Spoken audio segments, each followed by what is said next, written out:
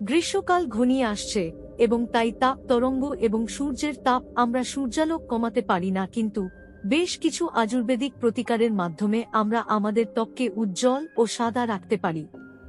এখানে 3টি আয়ুর্বেদিক ঘরোয়া প্রতিকার রয়েছে যা আমাদের ত্বককে সাদা করতে সাহায্য করতে পারে।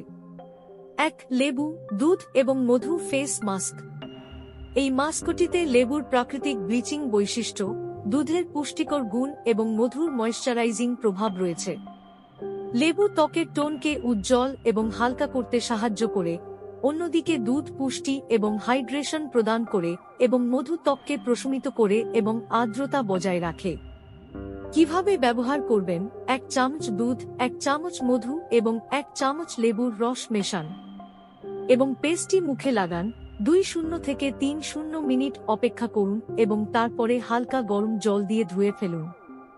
2. আলু। আলুতে কিছু এনজাইম থাকে যা ত্বকের রং হালকা করতে সাহায্য করে। কিভাবে ব্যবহার করে? একটি আলু ছোট ছোট টুকরো করে কেটে ত্বকে 1-5-2 মিনিটের জন্য লাগান, যাতে আলুর তরল ছিদ্র দ্বারা শোষিত হয়, এবং তারপর জল দিয়ে ধুয়ে ফেলুন। 3. পেঁপে এবং মধু ফেস মাস্ক। পেঁপে ভিটামিন এ, সি এবং ই সমৃদ্ধ, যা ত্বককে সতেজ ও নবায়ন করতে সাহায্য করে এবং মধু আর্দ্রতা এবং পুষ্টি প্রদান করে। কিভাবে ব্যবহার করে?